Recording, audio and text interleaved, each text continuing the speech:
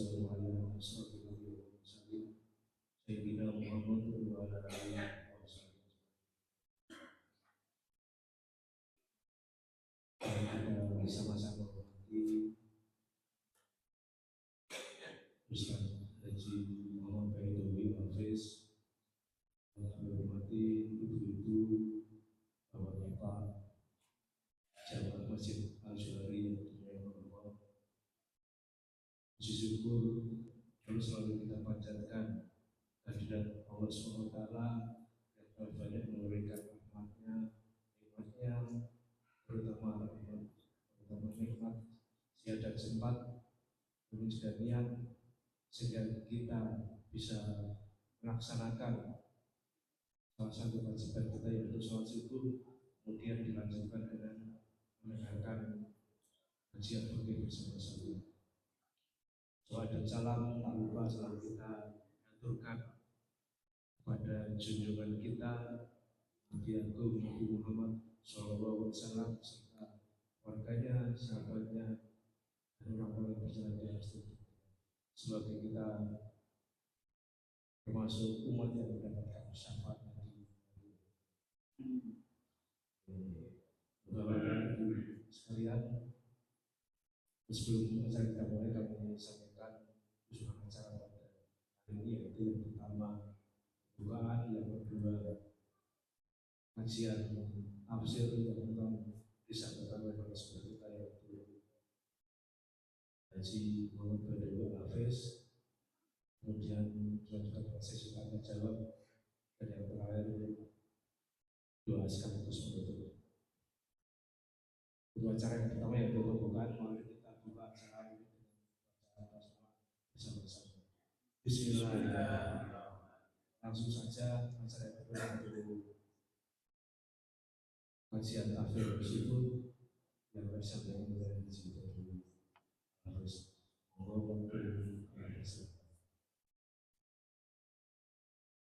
Assalamualaikum warahmatullahi wabarakatuh.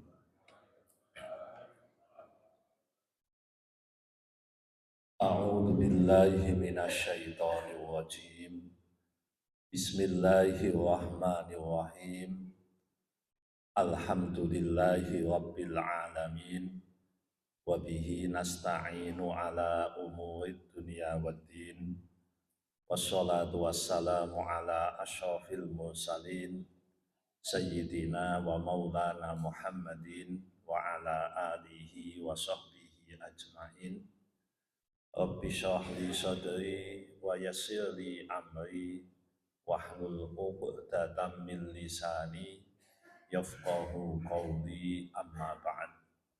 Hadirin hadirat rahimakumullah, pada kesempatan yang baik ini monggo kita senantiasa memanjatkan puji syukur kehadirat Allah Subhanahu wa Ta'ala. Sampai dengan saat ini kita masih diberikan nikmat iman Islam, sehat dan sempat, sehingga kita bisa hadir di majelis yang berkah ini dalam keadaan sehat walafiat. Salawat serta salam kita haturkan pada junjungan kita Nabi Agung Muhammad Sallallahu Alaihi Wasallam. Semoga kita semua kelak di yaumil qiyamah berhak mendapatkan syafaatnya. Amin ya rabbal alamin. Bapak Ibu hadirin hadirat rahimakumullah, kita melanjutkan pembahasan surat Al-Baqarah ayat nomor 5. A'udzu billahi minasy syaithanir rajim. Bismillahirrahmanirrahim. Ulaika ala hudam min rabbihim wa ulaika humul muflihun. Merekalah yang mendapat petunjuk dari Tuhannya, dan mereka itulah orang-orang yang beruntung. surat Al-Baqarah ayat nomor 5. Bapak Ibu hadirin hadirat rahimakumullah. Pada pertemuan yang lalu, mulai dari ayat 2 sampai ayat 4, membahas tentang kriteria atau karakter orang yang bertakwa. Alladzina yu'minuna bil ghaib, yang mengimani, yang mempercayai yang ghaib. Wa yuqimunas shalah, yang mendirikan sholat. Wa mimma razaqnahum yunfikun, dan menginfakkan sebagian hartanya. Walladzina yu'minuna bima unzila ilaika, dan yang beriman atas apa yang diturunkan kepada Nabi Muhammad. Wa ma unzila min qablik, yang beriman dengan kitab yang diturunkan sebelum Nabi Muhammad. Wa bil akhirati hum yuqinun, dan yakin terhadap akhirat. Kalau kita lihat berarti ada 6 karakter, 6 sifat atau 6 keimanan. Nah, mereka itu yang tersebut tadi, ulaika ala hudam min rabbihim, mereka itulah yang mendapatkan petunjuk dari Tuhannya. Jadi kalau orang mengklaim saya berada di jalan yang benar, orang mengatakan bahwa saya mendapatkan petunjuk dari Allah, tapi indikator yang 6 tadi tidak muncul, ya berarti itu hanya klaim semata. Manusia itu memang bisa mengklaim, bisa ngomong, bisa cerita, bisa mengatakan saya begini, tapi kan semuanya harus dibuktikan, Bapak Ibu. Saya mendapat petunjuk. Jadi di zaman akhir ini kan ada sebagian kelompok manusia yang sukanya itu mengkritik orang lain, ngelek-elek wong. Nah, begitu dijawab kritikannya, karena kritikannya itu membabi buta, keliru, salah. Diingatkan, oh bukan begitu, kritikan Anda tidak pada tempatnya. Lalu dengan santai mengatakan Allahu yahdik. Loh, sebagai doa itu bagus, Pak. Allahu yahdik. Allah, semoga Allah memberikan petunjuk kepadamu. Itu kan bagus. Tapi problemnya itu mengandung makna bahwa saya berada dalam petunjuk, ente tidak. Nah ini problem, Bapak Ibu. Seakan-akan saya benar, Anda salah. Maka saya layak mendoakan Anda, Allahu yahdik. Loh, kalau tidak ada kronologi tadi, wong kita ketika mendengar orang yang mendoakan kita, kalau kita bersinkan sunahnya, alhamdulillah. Terus kemudian kita balas mendoakan, yarhamukallah. Kok ada yang mendoakan begitu, dibalas lagi, yahdikumullah wa yuslihu balakum. Nah, Bapak Ibu, mendoakan hidayah itu normal. Tetapi kalau ada tambahan kronologi di mana semoga Anda mendapatkan hidayah itu untuk mengklaim bahwa sayalah yang berada di atas hidayah. Loh, tidak begitu Bapak Ibu. Jenengan mau mengatakan saya berada di dalam hidayah Allah, dalam petunjuk Allah, cobalah dicek. Masuk tidak di ayat tadi? Kalau Anda yu'minuna bil ghaib wa yuqimuna shalah wa mimma razaqnahum yunfikun. yu'minuna bima unzila ilaika wa ma unzila min qablik wa bil akhirati hum yuqinun. Tidak usah mengklaim saya berada dalam kebenaran, Anda sudah benar. Ulaika ala hudan. Orang itu dalam petunjuk Allah. Sing nyetempel Gusti Allah. Manusia itu kan nyetempel sesuai dengan kepentingannya masing-masing. Makanya Bapak Ibu perlu bagi kita untuk introspeksi diri. Kita itu harus punya cermin. Kita itu harus punya alat untuk mengevaluasi diri kita. Saapi-api wong niku yang dia mau menyampaikan kepada orang lain, kalau saya salah, tolong saya diingatkan. Nah, begitu Bapak Ibu. Tapi ego kita kan kadang nggak begitu.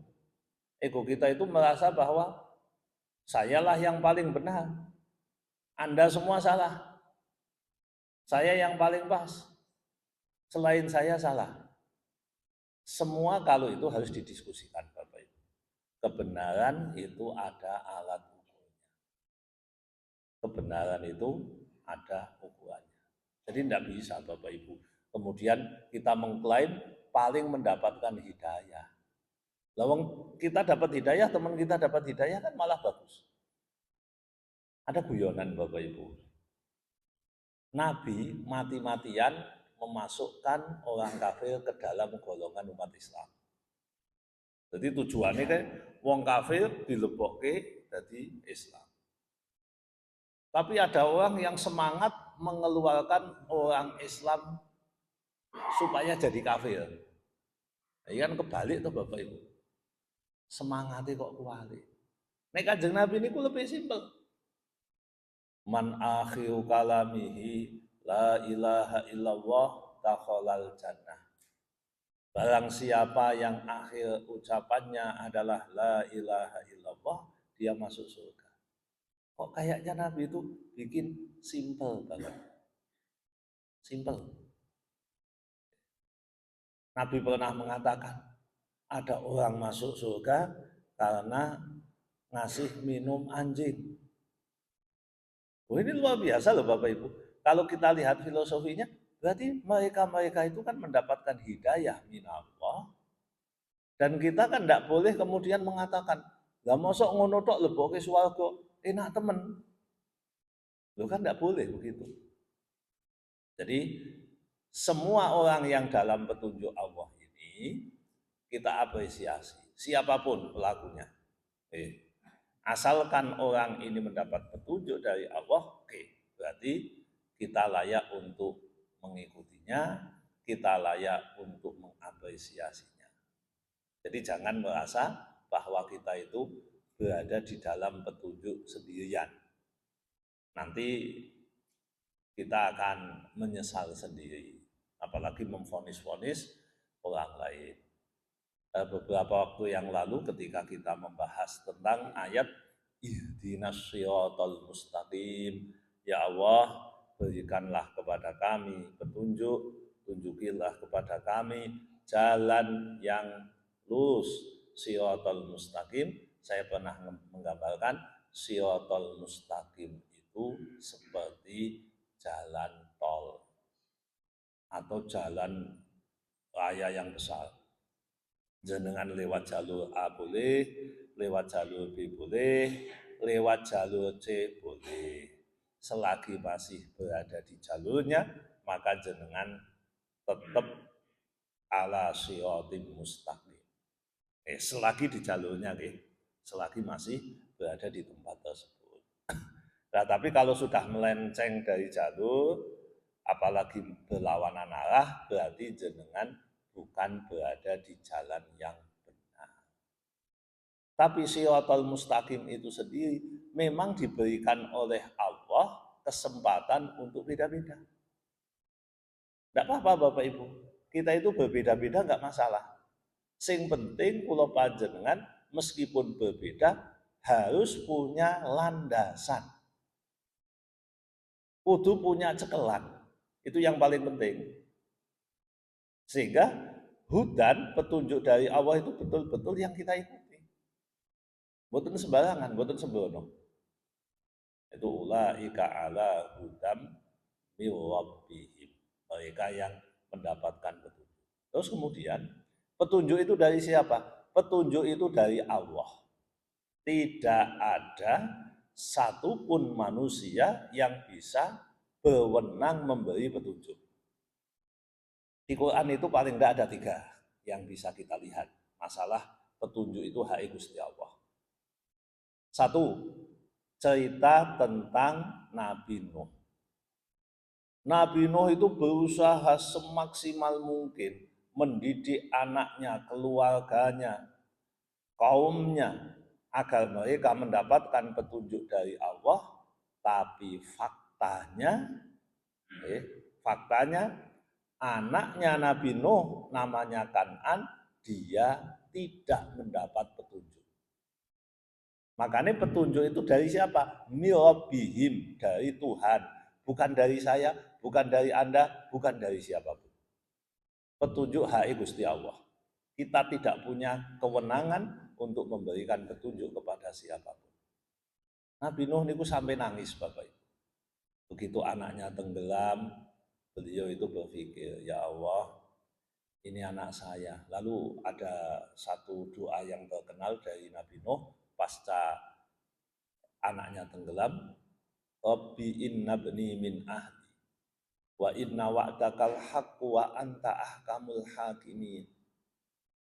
Nabi Nuh niku ngendikane kali Gusti Allah, ya Allah, anakku itu keluargaku, betek-beteke meh mbelo anake. Anakku adalah keluargaku ya Allah. Dan janjimu pasti benar. Engkau adalah hakim yang paling adil. Memang Nabi Nuh tidak mengatakan anakku dimasukkan surga ya Allah. Anakku tolong diampuni atas kekafirannya ya Allah. Oh enggak, Nabi Nuh mboten wani ngendikan ngoten. Tapi ini termasuk bahasa majas, bahasa kiasan. Allah udah paham kan maksudnya Nabi Nuh ki apa? Lalu dijawab oleh Gusti Allah.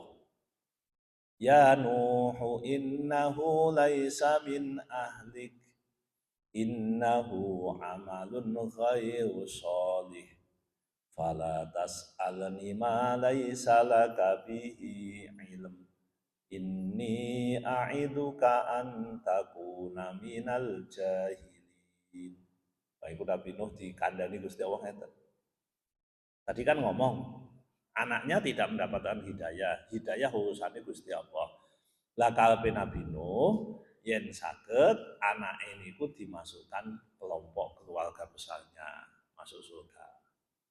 Tapi Gusti Allah dawuh, ya Nuh, wahai Nuh, innahu laisa min ahlik, dia bukan keluargamu.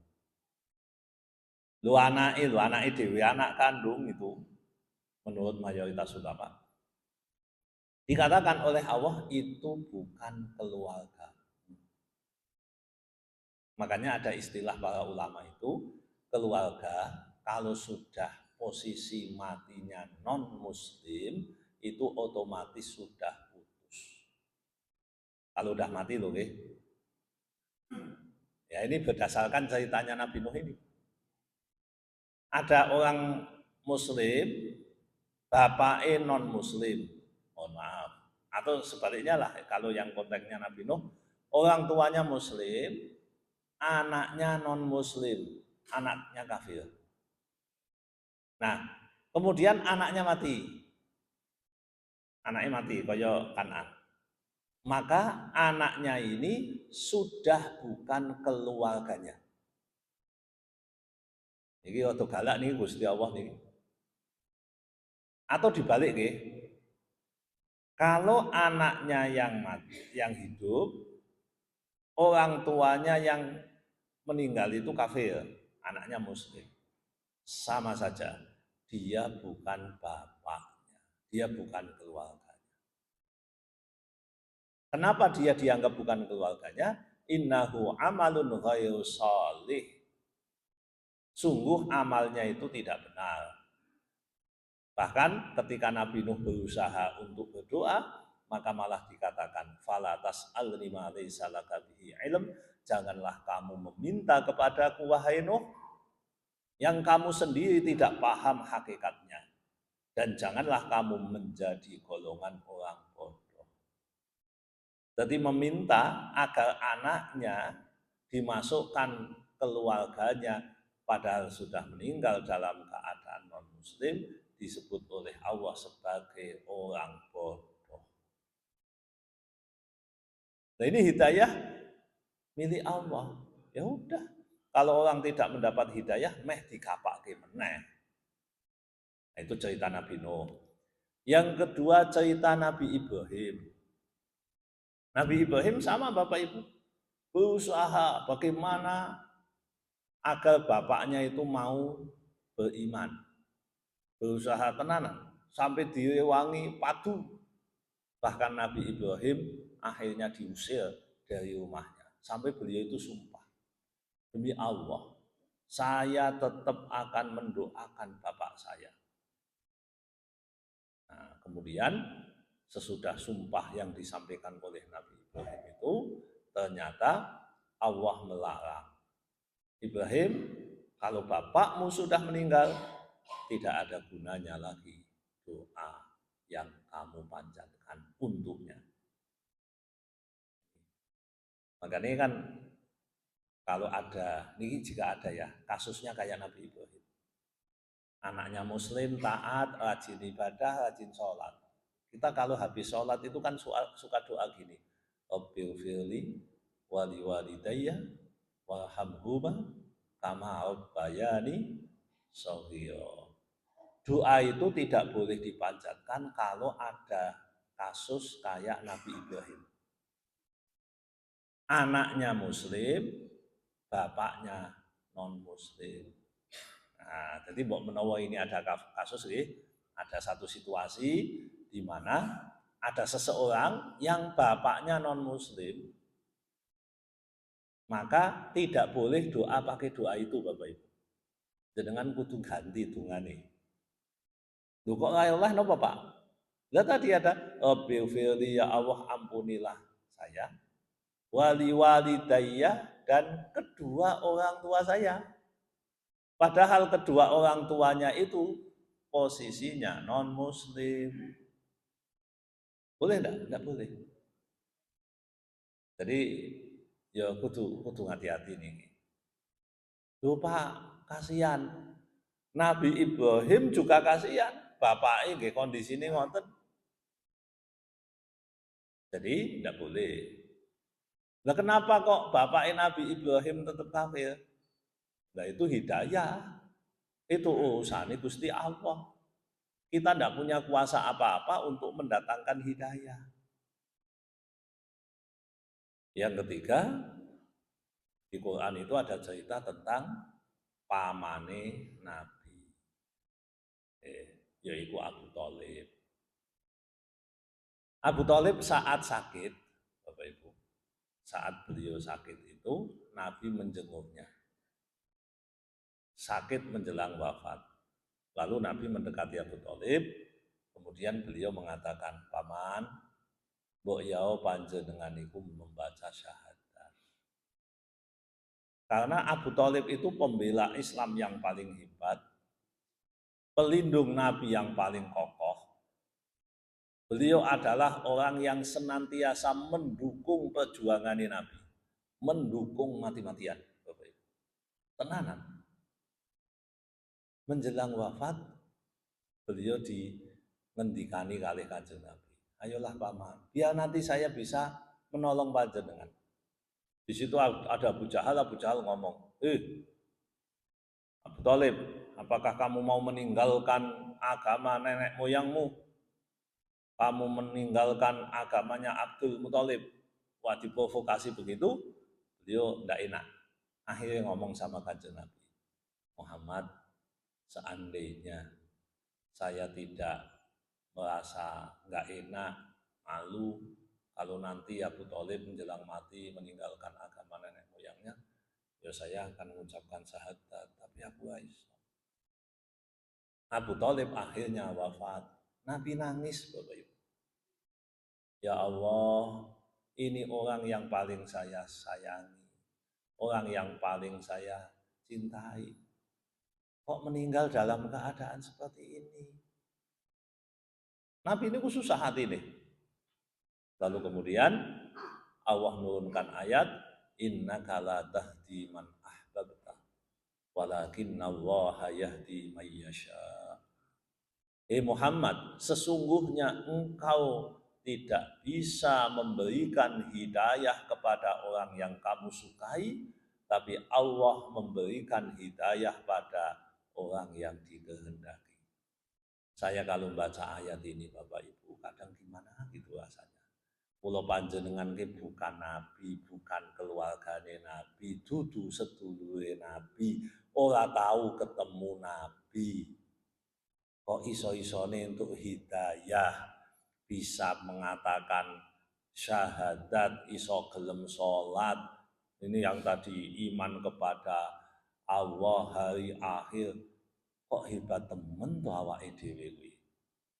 Orang yang dekat dengan Nabi, membela mati-matian Nabi, tidak diberi kesempatan. Itu kalau kita, Bapak Ibu, terus kemudian membandingkan betapa beruntungnya kita. Betapa luar biasanya anugerah yang telah diberikan Allah kepada kita. Itu makanya saya seringkali menyampaikan, Bapak Ibu, jenengan jadi orang tua itu punya tugas yang dibebankan oleh Rasul kepada panjenengan. Ini 3 poin nggih jenengan pastikan ini. Karena kita ini orang yang ditakdirkan beriman, alhamdulillah mendapatkan petunjuk. Nah, ini anak-anak kita pastikan ini. 1, kenalkan anak-anak panjenengan kepada Allah. Kenalkan mereka kepada Allah. Bagaimana caranya panjenengan? Kenalkan mereka kepada Allah. Jangan sampai anak kita tidak kenal Allah. Nah, berarti kalau kita harus ngajari anak-anak kita kenal Allah, nggih kula panjenengan kudu kenal Gusti Allah. Harus itu Bapak Ibu. Supaya memastikan bahwa anak-anak kita ini kenal Allah. Dan jangan menyembah kecuali kepada Allah. Doktrinkan itu sejak kecil, Bapak Ibu. Sejak kecil. Anak saya itu masih kecil, Bapak Ibu. Yang ya masih kecil lah, yang satu kelas 5, yang satu kelas 8. Kalau kita ngobrol, ya paling enggak ya setengah tahun bisa, kita sampaikan begini.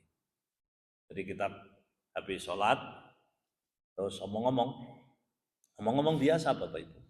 Cuma bentuknya pesan. Dek, kamu masih hafal rukun iman? Masih? Coba tolong sebutkan. Kakak tolong sebutkan. Sesudah itu, iman kepada Allah. Nah, terus kita sampaikanlah lumayan panjang. Intinya ngeten. Di dunia ini, Dek, di dunia ini Kak, adik kakak kan, hanya satu yang perlu kamu bela mati-matian. Tidak ada yang bisa diganti. Apa itu? Iman. Pokoknya suatu saat nanti ketika kamu dewasa, mungkin kamu akan menemukan pasangan. Suatu saat nanti kamu akan menikah. Camkan ini ya, camkan ini. Jangan pernah mendekati untuk dinikahi orang non-muslim. Ya, anak saya itu yang kecil nanya, nah, kalau orangnya masuk Islam dulu bagaimana tak? Ya tidak apa-apa, yang penting jangan. Camkan itu. Tidak ada yang perlu dipertahankan sampai mati kecuali hanya iman Islam. Pokoknya liane gak penting. Ono duit, ono jabatan, ono apa-apa, ya silahkan dipertahankan sak cukupe, tapi tidak perlu dipertahankan mati-matian. Itu kalau menurut saya itu penting sekali. Karena doktrin pada anak-anak kita itu nanti ketika dewasa dia kerasa. Dia akan kerasa. Ya doktrin tidak harus lewat volume resmi, enggak, sambil makan boleh. Yang penting doktrin. Jadi iman, kenalkan mereka kepada Allah. Jadi yang disembah hanya Allah, selain Allah enggak bisa. Itu kunci masalahnya. Kunci mendapat hidayah di titik itu. Kalau kepada Allahnya sudah cetok, ya susah kita mengatakan orang mendapatkan hidayah. Jadi yakinkan itu. Masalah perilaku nanti kita bicara tentang iman dulu. Wong bocah nggih dikandani ngono ya tetep ya salat isih gojek dan sebagainya. Enggak apa-apa, itu masih proses. Tapi keyakinannya harus dicamkan. Ini zaman modern Bapak Ibu. Orang sekarang itu memang Gen Z itu, generasi anak-anak hari ini itu lebih permisif terhadap budaya asing, terhadap agama orang lain, itu permisif. Nah kalau kita tidak doktrin kan gimana? Nah jenengan juga bisa Bapak Ibu, jenengan yang sepuh-sepuh, punya anak, punya cucu, iki liburan sekolah do nginep nih ngene Mbah. Atau kalau ndak nginep ya kita buat acara keluarga lah apa gitu. Makan-makan atau dolan bareng monggo. Sesinya dolan bareng, tapi intinya ada di situ. Baik, anak-anak putu-putu piye kabare sehat kabeh to? Nggih, Mbah. Nah, mulai panjenengan tanamkan iman, tanamkan Islam. Itu harus ditanamkan. Jadi jenengan aja meneng wae. Tahu ngopo-ngopo. Anu Pak, wis tak jek ning masjid nek Jumatan kan ya dikandani. Bukan masalah dikandani Bapak Ibu. Jenengan sebagai orang tua sudah melakukan perannya atau belum? Jenengan sebagai orang tua sudah menjadi teladan atau belum? Tugas panjenengan itu kata Allah, anfusakum wa ahlikum nar. Sudah belum? Jagalah dirimu dan keluargamu dari api neraka. Api neraka itu akan menyentuh keluarga jika mereka kafir, jika mereka tidak beriman. Nah itu berarti orang dapat petunjuk yang begitu. Jadi kenalkan Allah, kenalkan Rasulullah. Sebelum anak-anak kita kenal yang lain itu kenalkan Rasulullah, siapa beliau. Kenalkan, nek perlu ciri-cirinya, perilakunya, karakternya, dikenalkan. Sebelum anak-anak kita kenal yang lain, kenalkan pada Rasulullah. Dan yang ketiga, kenalkan mereka dengan Al-Quran. Nah, tugas kita 3 aja. Yang lain, monggo dihandle orang lain nggak apa-apa, tapi 3 ini jenengan kudune. Jenengan tanamkan itu. Ya, karena manusia ini kan memang harus punya apa bahasanya, tinggalan untuk anak-anak. Saya berusaha, anak saya itu sholat itu yang ngajari saya sendiri. Jadi kulo ken praktek sholat, kulo ken ngadeg sholat, praktek di hadapan, terus kemudian kalau salah kita ingatkan. Dan ini akan berkelanjutan. Nopo masalah Bapak Ibu? Apa dia tidak diajari di sekolah? Diajari. Tapi saya ingin bahwa sholatnya dia itu ada bagian saya. Ada bagian saya. Sehingga Fatihahnya saya tes. Tahiyatnya saya tes. Salamnya saya tes. Sesuai tak tes. Karena dulu saya dites oleh guru saya itu 4 hal. Takbiratul ihram kudu bener. Fatihah kudu bener. Tahiyat kudu bener. Salam kudu bener. Anake kula ya kula tes. Kula tes tenan. Ya walaupun anak sesuk ya mbuh ya. Tapi sudah sebisa mungkin. Oke. Dulu saya juga dites sama guru saya, sholat itu gerakannya dites, ayo sholat. Ngene takbiratul ihrame, ngene sujute, ngene lungguhe, ngene. Nah, itu kita ajarkan.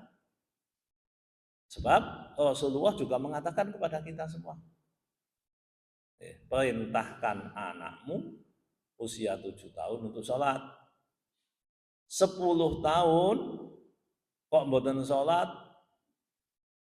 senenono, pendungo. Ngoten.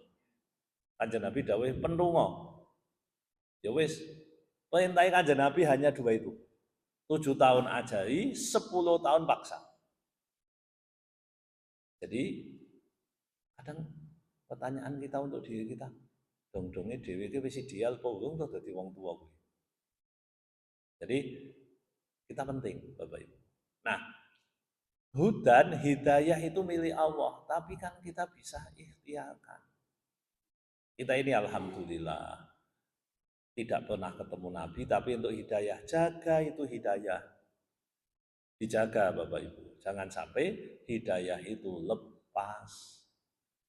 Kita kunci sedemikian rupa hidayah dari Allah. Wong itu urusannya Gusti Allah, dan faktanya kita bicara fakta hari ini, kula jenengan syahadat, kula jenengan sholat, kula panjenengan ngaji, itu menunjukkan secara gamblang bahwa jenengan berada di posisi mendapat hidayah.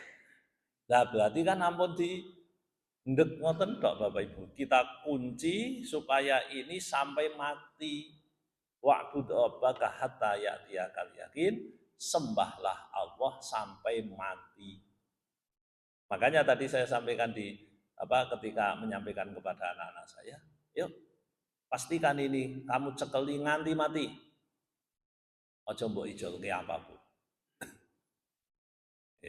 Jadi mereka yang mendapat hidayah begitu. Disyukuri Bapak Ibu hidayah dengan cara dijaga, dengan cara dibenahi. Lanjut, wa ulaika humul muflihun, dan merekalah orang yang beruntung. Nabi punya definisi, Quran punya definisi, masyarakat punya definisi, apa kuwi sing jenenge untung. Nek kula jenengan untunge piye? Kulaan 1000 didol 2000, kuwi jenenge untung. Nek pikirane duit sing jenenge untung ya kuwi tok, liyane ra untung. Keuntungan bagi sebagian besar manusia yang orientasinya adalah materi, maka keuntungan itu selalu diukur dengan materi.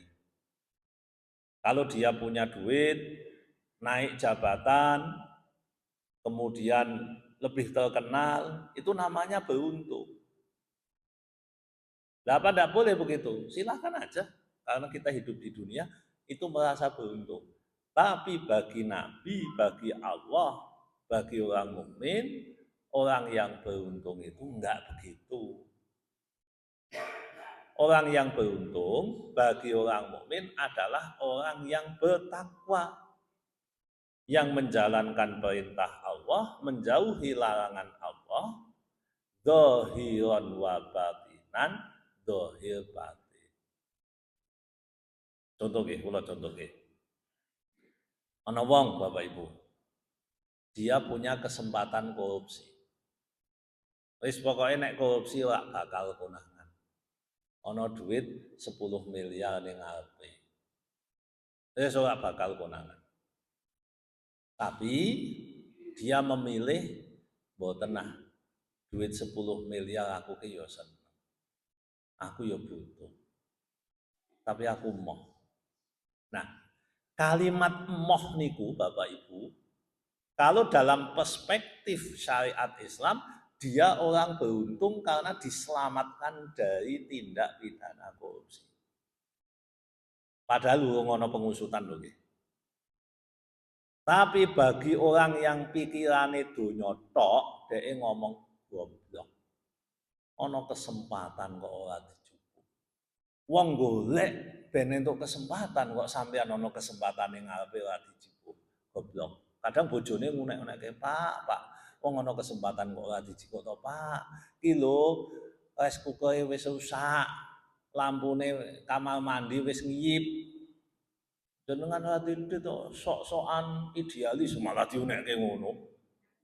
Ana sing ngono kuwi Bapak Ibu, kadang bojone dhewe. Kadang bojone dhewe. Jenengan cilaka Pak ugi. Loh, aku beruntung. Definisi beruntungmu gak cetha.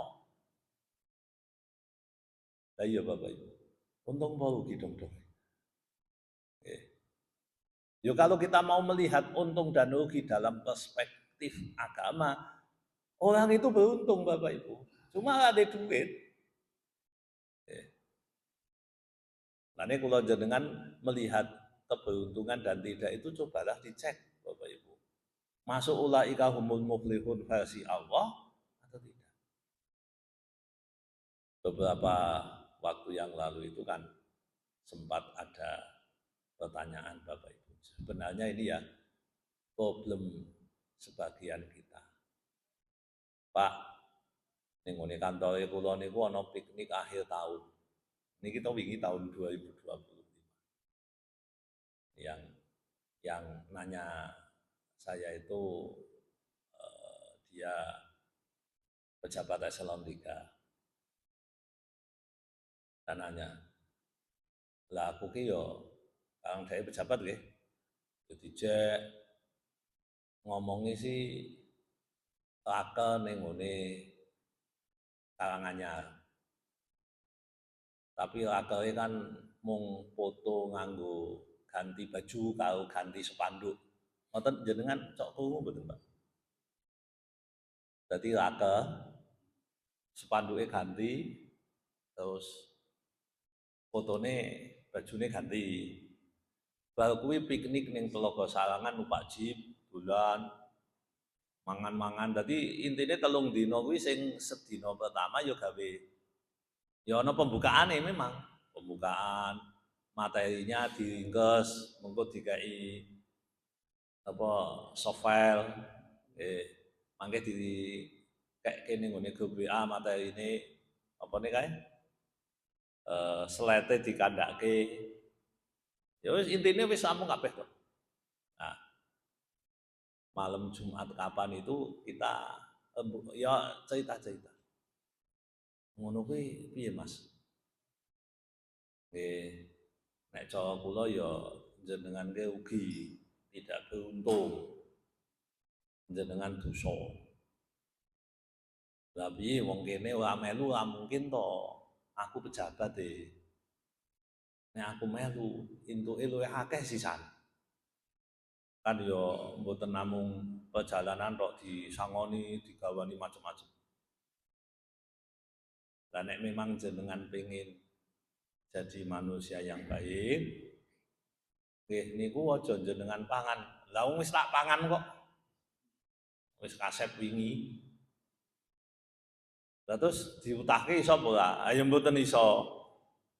Ora iso diutahke. Wis ngene wae. Ben jenengan mboten termasuk golongan wong sing rugi. Silahkan kalkulasi jenengan takon bendahara kono. Wong siji per item entek pira. Di total umpamane entek 5 juta. Lah ijolano duwite jenengan. Wah nek ngono aku jenenge buntung mending ora melu. Berarti duwite nganggo duitku. Ya ben halal sing mbok pangan ya halal. Terus jenengan dolan iku ya halal. Terus sangu sing kandhane dikai 3 dina kuwi wong jenengan ya ngapusi belekno. Tapi kan ora iso dibelekno wis dadi laporan. Ya wis disedekahno duwite kanthi jenengan. Wah nek ngene sesuk nek ora sah ngene. Ya mulane jenengan dadi pejabat ngomong, acarane aja kaya ngono. Dolan ya dolan dhewe to. Jenengan kan ya duwe duit to. Liburan, dolan nganggo danane dhewe, iku beruntung. Nek nganggo danane pemerintah jenengan rugi. Tapi kan kualik biasanya ya, Pak ya. Aku entuk kesempatan beruntung. Napa? Ora sah ndadak ngetokke duit iso piknik keliling Indonesia. Bahkan ana sing piknik ke luar negeri. Kan ora sanggo duit, bojone dijek. Ngono niku ketoke ana, Pak, ketoke lho. Dan itu menganggap beruntung. Jadi nek mengatakan ulaika humul muflihun, wah untung tenan ya, ora tau lagat dhek iso piknik ning ndi-ndi. Nah, jadi ngeten iki piye? Lah ya, kita itu sering menganggap apa itu beruntung.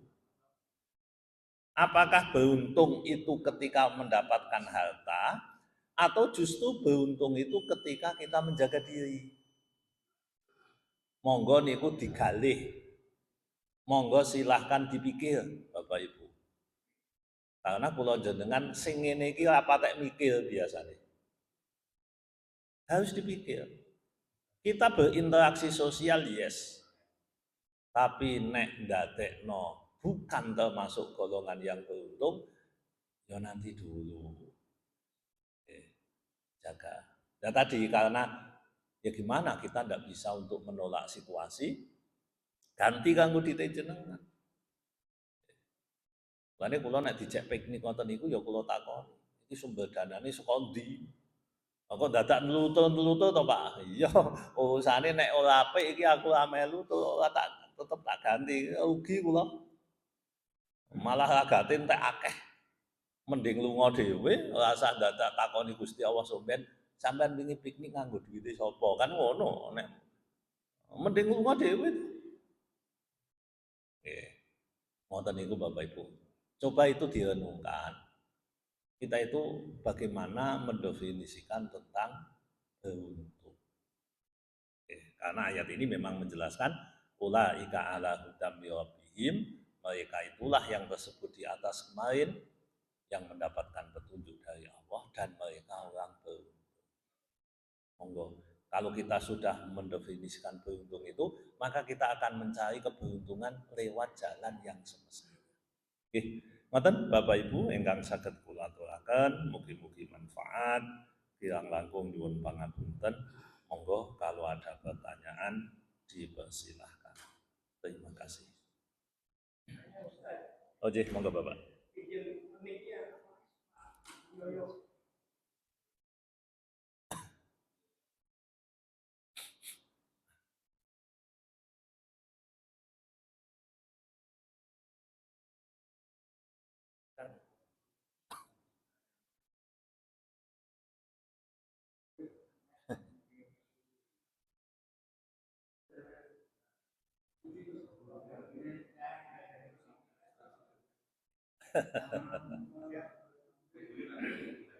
Assalamualaikum warahmatullahi wabarakatuh. Waalaikumsalam warahmatullahi wabarakatuh.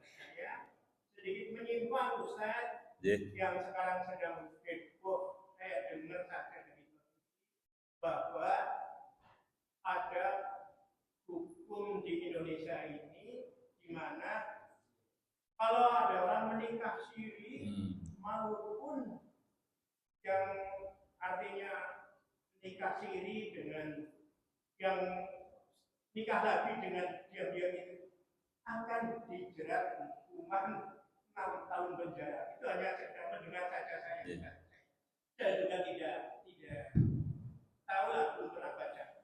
Maka yang ingin saya tanyakan, bagaimana kalau hukum perbuatan manusia, hukum yang dibuat manusia itu sudah menganggap bahwa lebih baik daripada hukum Allah yang ada di dalam Al-Quran.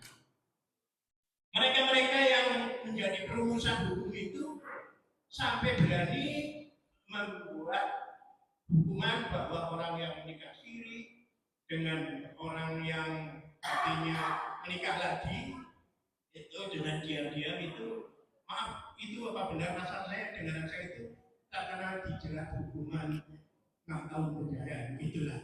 Jadi yang ingin saya tanyakan, bagaimana mereka-mereka yang berani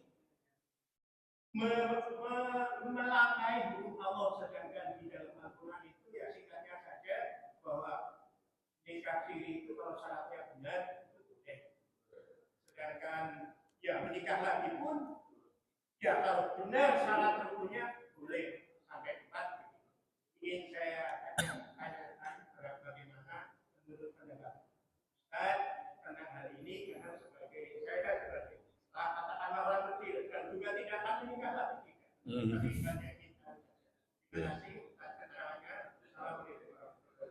Waalaikumsalam warahmatullahi wabarakatuh. Matur nuwun. Undang-Undang KUHP tahun 2023 berlaku mulai 2 Januari 2026.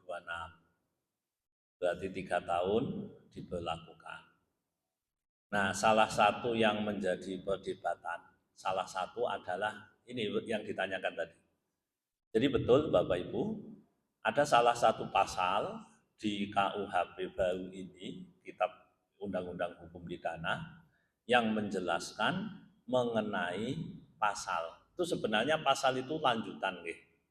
Pasal itu kaitannya dengan menikah tanpa izin istri pertama dan izin pengadilan. Jadi konsepnya ngeten, konsep di undang-undang tadi. Seorang laki-laki kalau sudah terikat tali pernikahan yang sah, sah itu artinya dicatatkan di kantor urusan agama, itu yang disebut sah versi administrasi ya. Nah, dia punya istri yang sah, lalu kemudian menikah dengan diam-diam tanpa izin istri pertama atau tanpa izin pengadilan. Jadi ada 2 izin yang harus dilakukan. Tanpa izin istri pertama, tanpa izin pengadilan. Maka dia akan dipidana 6 tahun penjara. Itu ancamannya. Atau denda level 4. Jadi denda itu ada level 1, level 2, level 3, dan level 4. Begitu undang-undang itu diberlakukan sampai, maka yang pertama protes adalah Majelis Ulama Indonesia.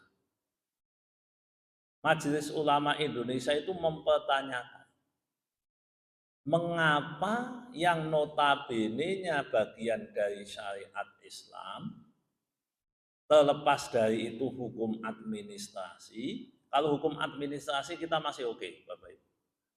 Tapi ini memang sudah masuk melakukan tindakan yang menurut syariat Islam itu bukan dosa, tapi dikriminalkan. Jadi nikah siri kuwi dianggap kriminal. Dan yang lebih aneh, lebih membagongkan lagi itu apa? Nek zino ancamane setahun. Nek nikah siri ancamane 6 tahun. Iki piye maksudnya? Iki DPR sing muslim ki apa do turu kabeh apa piye kan? Lah, apa ngantuk apa ditapuk apa piye mboten ngerti. Nah, yo niki mboten ngerti, kula kan takon orang. Jadi memang ini luar biasa Bapak. Dulu undang-undang tahun sebelumnya kita masih oke. Itu tidak ada izin berarti tidak bisa.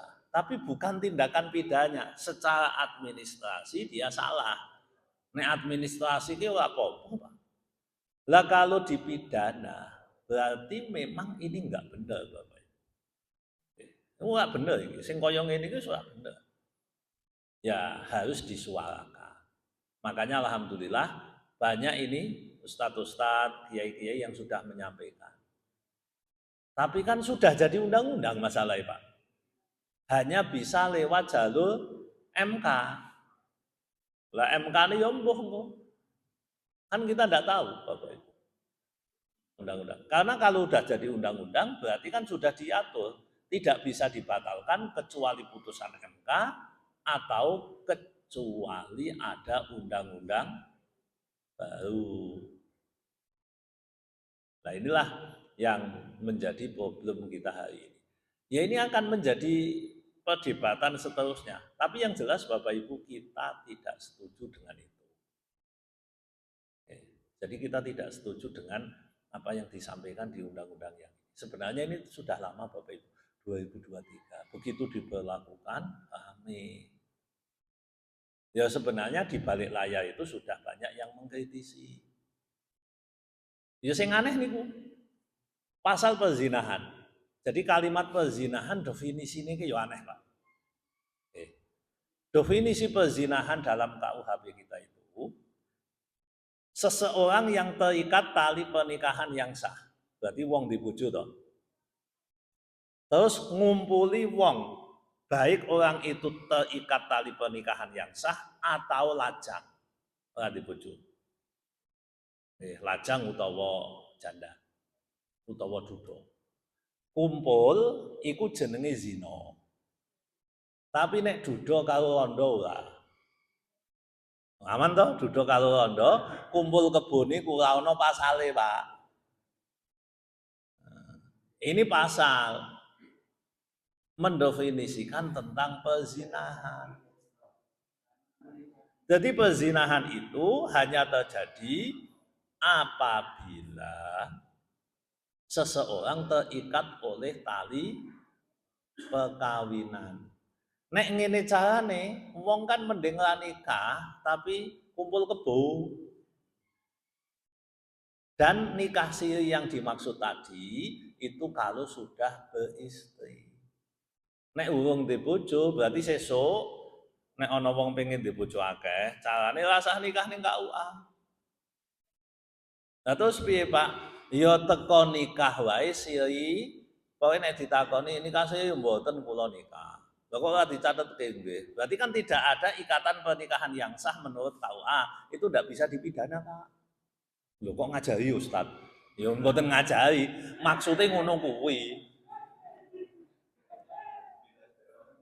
Tapi nek jenengan terikat tali pernikahan yang sah, ya kena pasale.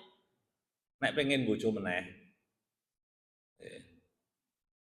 Malah enten guyonan, ini guyonan sebenarnya itu sarkas.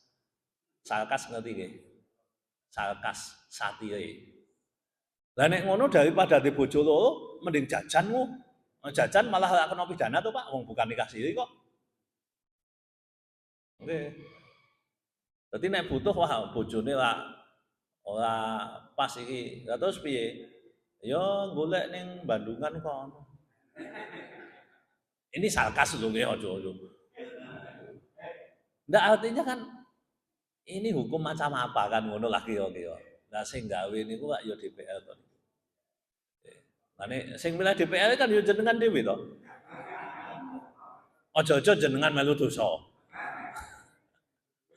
Oke. Apa meneh mbiyen pas milih ngekei duit jenengan tampa. Wah, kena jenengan. Mulane kula awit biyen niku anti menerima duit saka DPR. Sampai detik ini alhamdulillah saya 1 rupiah enggak pernah. Masjid nek kula matur nggih. Masjid kok meh dibantu DPR dan sebagainya. Aja gelem. Engko samari nek leh bantu jenengan kuwi dadi wasilah dhek dadi jenengan berarti kan nampa kan. Lah kuwi jebule melu ngesahke undang-undang sing kaya ngono kuwi malah kudune memperjuangkan malah tidak. Ya yo jenengan sing tahu nampa duit, nampa kaos, nampa muga-muga ora masuk komisi 3. Sing gawe undang-undang. Nek kula saya tolak Bapak. Luweh. Kalau saya sejak dulu, saya pernah ditanya ada satu masjid. Ustaz, ambangun masjid niku kan dana golek wong kampung entuke ya 50.000, 100.000. Iki ana wong langsung ngekeki kathah. Kula kan curiga to. Sapa disebutke si fulan. Lah kondone piye? Nggih kita mau bantu saja ke masyarakat karena kita itu peduli. Sik. Nek bantu bal pemilu jenengan gelem mboten? Wah, yo ndak bisa toh. Kami ini kalau habis pemilu ya engko duitnya wis entek. Ah, ya wis. Kula matur kalih ketua takmir, ndak usah diterima. Ketoke ketua takmir aja nesu kalih kula. Akhirnya ketua takmir tetap menerima. Lah kula kan ngaji teng mriku to Bapak Ibu. Sisuke ketua takmir nganti hari ini ora tahu mangkat ngaji, Pak. Lah aja-aja jenengan kula kandhani ngene sesuk ana sing ora mangkat ngaji. Masya Allah. Itu betul Bapak Ibu. Kejadian betul. Loh, Ustaz, nek ngono ya dadi-dadi. Mending ora dadi daripada duit tak cetok. Nek anut kula ngoten. Tapi kita itu wegah manut ya wis karepe dhewe. Jadi ini kan lingkaran setan tuh Bapak. Lingkaran setan. Jangan-jangan kita ikut andil. Kita ikut andil. Makanya hati-hati kemawon. Ya ke depan lebih hati-hatilah kalau panjenengan faktanya kaya ngono kuwi. Kan ana sing nyuwarake endi? Partai Islam sing kandhane partai Islam meneng kabeh kok. Yang ada partai jalanan kita yang di luar ini. Soalnya kan wedi. Engko nek nganti nyuwara dhek di iso di PAW. Soalnya bose melu anak buahe bose kono big bose. Wallahu a'lam. Oke, jadi pertanyaan tadi kita mengingkari hukum itu. Tapi memang kita hidup di tempat yang memang aturan hukumnya begitu, ya kalau kejadian itu ya anggap saja sebagai sebuah musibah. Oke. Jadi gini, konsepnya sesuatu yang seperti tadi kita tidak setuju. Oke, kita tidak setuju, tapi karena prosedur tidak setuju kan tidak bisa lewat jalanan kan? Prosedur tidak setuju itu lewat kanal yang benar, maka kita tidak setujunya ya lewat kanal yang benar. Oke, nonton Bapak, jadi memang ini dilema bagi Bapak Ibu yang pengen nikah siri. Ini ketoknya wong wedok-wedok udah seneng Pak. Udah seneng asik, aku untuk bolo. Bojoku macem-macem tak pidana 6 tahun. Wani-wani di bojo 6 tahun loh Mas. Iya. Lah sing lanang ngomong, aku arep di bojo siri meneh. Aku nek anu meh dolan. Meh golek-golek. Piye lah hamidana sampean? Ora ono pasale. Iki padha gendeng kabeh suwe-suwe. Nggih. Dadi makanya nggih kula panjenengan hati-hati nggih. Nggih, ngoten Bapak, matur nuwun. Jam berapa ini? Ada lagi? Monggo. Oh sudah. Langsung. Oke. Monggo Bapak Ibu kita akhiri dengan doa. Bismillahirrahmanirrahim. Allahumma shalli wa sallim ala sayyidina Muhammad wa ala ali sayyidina Muhammad. Alhamdulillahi rabbil alamin. Allahumma ighfir lana dzunubana wa liwalidina warhamhum kama rabbawna shighara. Allahumma a'inna ala dzikrika wa syukrika wa husni ibadatik. Allahumma arinal haqqa haqqan warzuqna ittiba'ah wa arinal batila batila warzuqna ijtinabah. Rabbana atina fid dunya hasanah wa fil akhirati hasanah wa qina adzabannar. Wa sallallahu ala sayyidina Muhammad walhamdulillahi rabbil alamin.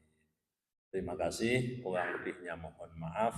Assalamualaikum warahmatullahi wabarakatuh.